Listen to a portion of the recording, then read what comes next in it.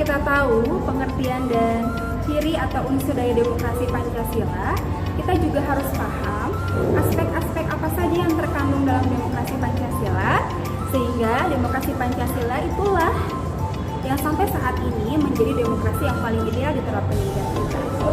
Ada 6 aspek yang terkandung dalam demokrasi Pancasila. Apa saja sih ke-6 aspek itu? Yuk kita simak penjelasannya. Menurut Profesor S. Pamuji, demokrasi Pancasila mengandung 6 aspek. Ada 6 aspek yang terkandung dalam demokrasi Pancasila menurut Profesor S. Pamuji. Yang pertama yaitu aspek formal. Aspek formal adalah aspek yang lebih pada mempersoalkan proses dan cara rakyat menunjuk wakil-wakilnya. Cara rakyat menunjuk wakil-wakilnya.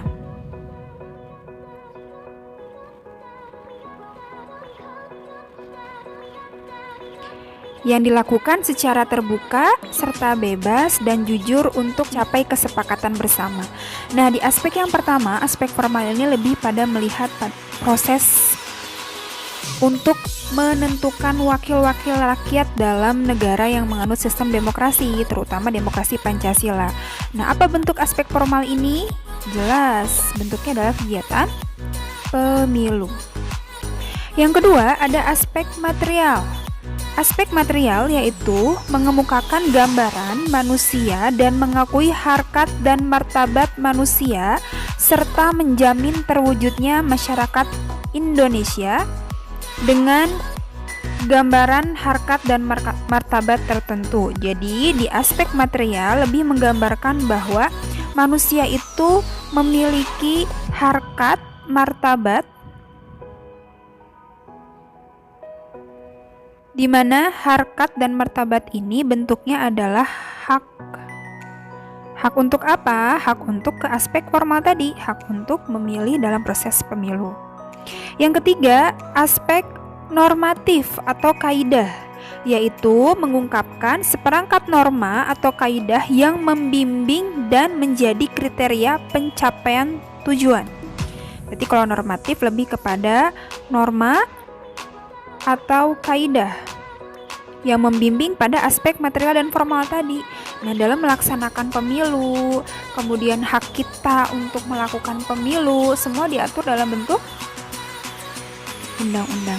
Jadi, aspek normatif lebih kepada undang-undang atau peraturan atau norma atau kaidah. Aspek yang keempat yaitu aspek optatif atau aspek tujuan, yaitu mengetengahkan tujuan atau keinginan yang hendak dicapai. Tujuan dan keinginan yang hendak dicapai bangsa kita apa? Yang jelas tertuang dalam pembukaan UUD 1945 alinea keempat.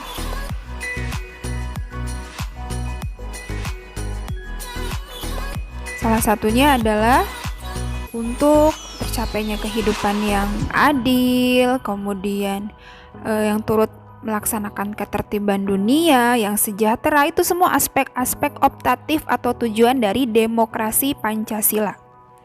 Yang kelima yaitu aspek organisasi.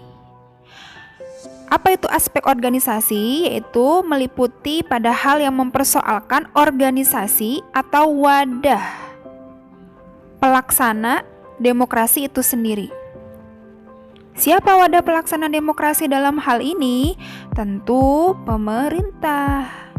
Ya, melalui lembaga-lembaga seperti KPU, Panwaslu, Bawaslu, itu semua bisa masuk dalam aspek organisasi. Tapi secara umum, aspek organisasi ini dipegang oleh pemerintah sebagai wadah pelaksana demokrasi Pancasila. Dan yang terakhir yaitu aspek kejiwaan. Aspek kejiwaan meliputi semangat para penyelenggara negara dan semangat para pemimpin pemerintah untuk menerapkan asas-asas Pancasila dalam praktik penyelenggaraan pemerintahnya. Jadi semangat negara, penyelenggara negara dalam melaksanakan nilai-nilai Pancasila dalam praktik penyelenggaraan negaranya dengan sistem demokrasi Pancasila. Nah, itulah aspek-aspek dalam demokrasi Pancasila yang dikemukakan oleh Profesor Dr. Pamuji.